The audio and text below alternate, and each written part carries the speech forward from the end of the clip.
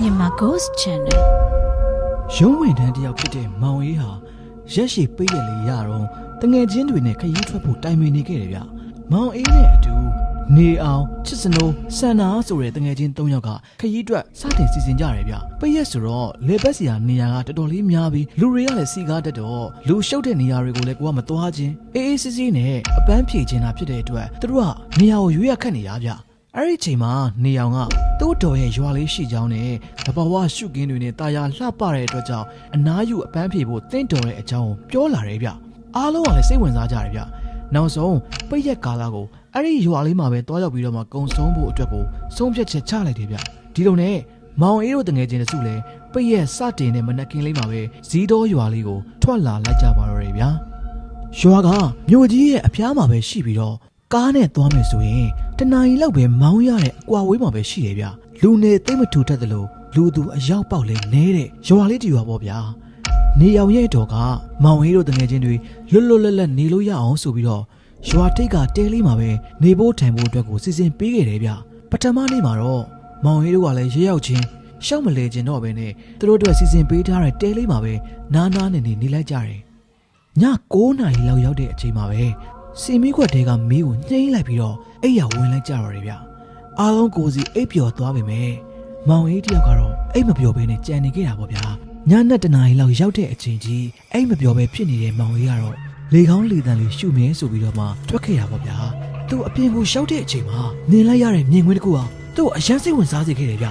သူတို့တွေနေတဲ့တဲရဲ့မလန့်မကန့်ကတောင်ကုန်းတစ်ခုနားမှာမိန်းကလေးတစ်တိုက်ကပျော်မျိုးကားကုန်နေကြတာဗျမောင်အေးလည်းမျက်စိကိုတစ်ချက်ပုတ်လိုက်ပြီးတော့အဲ့ဒီမိန်းကလေးအုပ်စုကိုတေချာအောင်ပြန်ကြည့်လိုက်တယ်ဗျမိန်းမတွေအားလုံးကမျက်နှာမပါကြတာကိုမြင်ပြီးတော့မောင်အေးကလည်းတုန်လှုပ်သွားတာပေါ့ဗျာကြောက်လန့်တဲ့စိတ်ကတစ်ပိုင်းစိတ်ဝင်စားတဲ့စိတ်ကတစ်ပိုင်းနဲ့မောင်အေးစိတ်ထဲမှာတော့လွန်ဆွဲနေတဲ့အချိန်မှာအမျိုးသမီးတွေထဲကတယောက်ကသူ့ကိုလှမ်းပြီးတော့ပြန်ကြည့်နေတာကိုတတိထားမိလိုက်တယ်ဗျပြီးတော့သူ့ရဲ့မျက်နှာဟာတပြေးပြေးနဲ့ကျွန်တော်တို့အဖွဲ့တွေကစန္နာရဲ့မျက်နှာဖြစ်လာတယ်ဗျဒီတော့မှ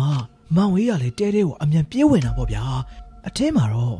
့စန္နာအိမ်မောကျနေတာကိုပဲမောင်အေးကတွေးလိုက်ရတယ်မောင်အေးကလည်းမရရအောင်အိပ်ဖို့ကြိုးစားနေရင်းနဲ့ခရီးပန်းလာတာကြောင့်အိပ်ပျော်သွားခဲ့တယ်ဗျ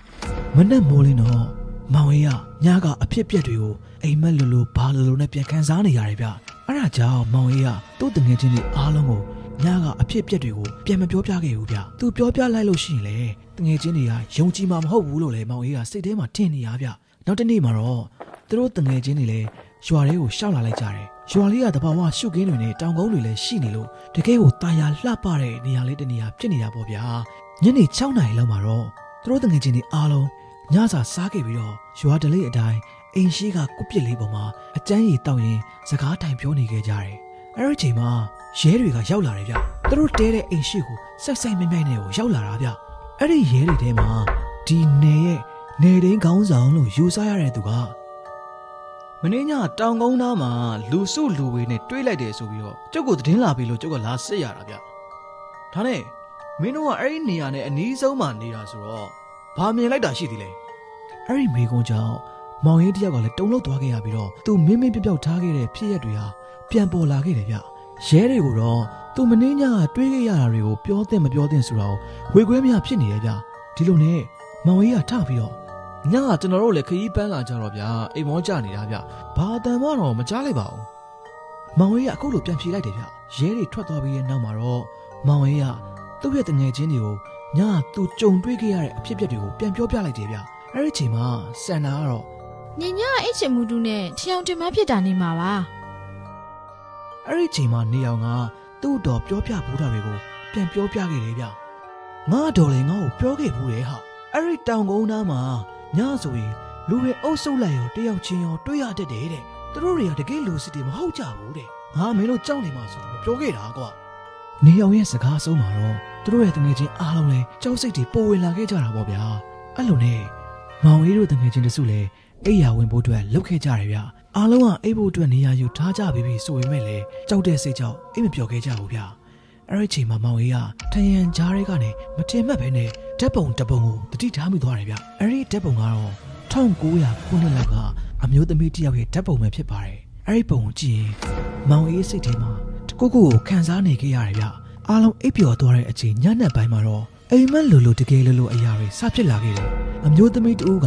သူ့ကိုလှမ်းခေါ်နေတဲ့ပုံရိပ်တွေစတင်မြင်အောင်လာခဲ့တယ်ဗျအဲ့ဒီအမျိုးသမီးဟာတကယ်တော့သူကြည့်လိုက်တဲ့ဓာတ်ပုံတွေကအမျိုးသမီးဖြစ်နေတယ်အဲ့ဒီအမျိုးသမီးဟာမောင်ကြီးကိုလှမ်းခေါ်နေရင်ကျမနန်းဝေလေရှင်မမှတ်မိဘူးလားကျမဒီညအကြောင်းကြီးထဲမှာတည်ခဲ့ရတာအိမ်မက်လိုဘာလိုဖြစ်နေရင်လည်းမနဲ့လဲမိုးလင်းရောစန္ဒာကပြောင်းနေခဲ့တယ်ဗျဖုန်းကတော့ပါသွားတယ်ဗျဒါပေမဲ့ရွာဆိုတော့လိုက်မမိပဲနဲ့ဆက်သွယ်လို့မရဖြစ်နေခဲ့တာပေါ့ဗျာကြံခဲ့တဲ့မောင်ကြီးတို့တငယ်ချင်း၃ယောက်ကလည်းစိတ်ပူသွားကြပြီးတော့ရွာလူကြီးကိုတွားကြောင်းကြားကြတယ်ဗျမောင်ကြီးကရွာလူကြီးကိုဒီရွာမှာနန်းဝေဆိုတဲ့နာမည်နဲ့မိန်းကလေးရှိခဲ့ဘူးလားလို့မေးကြည့်လိုက်တယ်ဗျ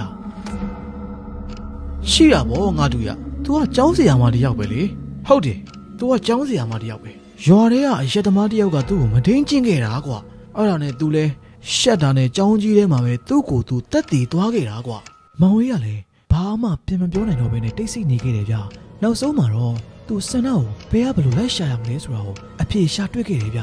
ဒီလိုနဲ့မောင်ကြီးတို့တငယ်ချင်းတွေလည်းကျောင်းရှိရာစီကိုထွက်လာလိုက်ကြတယ်ဗျဆီယမနန်းဝေဒီကျောင်းကြီးမှာတက်တည်သွားကြတဲ့ဟာကျောင်းအနေနဲ့ဆက်ပြီးတော့မှမသုံးတော့ဘူးတဲ့စွန့်ပစ်ထားခဲ့တာကလည်းအခုထိပဲဗျမောင်ကြီးတို့လည်းကျောင်းပြက်ကြီးစီကိုဝင်လာလိုက်ကြတယ်ဗျစောက်ထားတဲ့တက်တန်းဟာ290လောက်ရှိပြီဖြစ်တဲ့အတွက်ကြောင့်ကျောင်းကြီးဟာတော်တော်လေးကိုအိုဟောင်းနေတယ်လို့ကျောင်းထဲမှာလည်းနွယ်ပင်တွေနဲ့ရှုပ်ရှက်ခတ်နေတယ်ဗျမောင်ကြီးတို့ကျောင်းထဲကိုစပြီးတော့မှခြေချလိုက်တာနဲ့ထူးဆန်းတဲ့အနက်တစ်ခုဟာနှာခေါင်းထဲကိုတိုးဝင်လာတယ်ဗျသူတို့တွေတဖြည်းဖြည်းဝင်လာကြရင်ဆီယမနန်းဝေနောက်ဆုံးတည်သွားခဲ့တဲ့အခန်းကိုရောက်လာခဲ့တယ်ဗျအဲ့ဒီအချိန်မှာပဲနောက်ကနေပြီးတော့ခြေတန်းလိုဘာလိုအတန်တွေစကြားလိုက်ရတယ်ဗျမောင်ကြီးတို့လည်းကြောက်စိတ်ကိုတင်းထားပြီးဆက်လျှောက်ခဲ့ပေမဲ့ခြေတံတွေကပုံနီးလာတယ်လို့နောက်ကနေအတန်မျိုးစုံလည်းပေးနေခဲ့တယ်ဗျမောင်ကြီးလှည့်ကြည့်လိုက်တဲ့အချိန်မှာတော့မျက်နှာမပါတဲ့တရေမှာမောင်ကြီးရဲ့တက်မှာရက်နေပြီးတော့မျက်နှာချင်းဆိုင်အနေထားဖြစ်သွားတယ်ဗျတခြားတငယ်ချင်းတွေကလည်းကြောက်ပြီးတော့အဝေးကိုပြေးသွားကြပေမဲ့မောင်ကြီးကတော့တီတီငင်ငင်ပဲရက်နေခဲ့တယ်ဗျမောင်ကြီးကတရေမှာနန်းဝေကိုဆီယမတရားမျှတမှုလိုချင်တယ်ဆိုတာကိုကျွန်တော်တို့နားလည်ပါတယ်ဗျာဒါပေမဲ့ဆီယမဖမ်းထားတဲ့စန္ဒာအဲ့ဒီကိစ္စမှာဘာမှမဆိုင်တဲ့သူတယောက်ပါဗျာအဲ့ဒါကြောင့်လွတ်ပေးလိုက်ပါဆီယမတကယ်တော့ဆီယမနန်းဝေဘဝကိုစော်ကားခဲ့ကြတဲ့သူတွေအားလုံးဖမ်းဆီးခဲ့ပြီးထောင်လဲချခဲ့ကြပြီးပါပြီဒါပေမဲ့ဆီယမနန်းဝေရမကျေနပ်နိုင်ပဲနဲ့သူတို့အသက်ကိုပြန်သေးစေတဲ့အထိဂလစားချေဖို့အတွက်ဒီကြောင်းကြီးထဲမှာတရေအဖြစ်နဲ့စောင့်နေခဲ့တာဗျ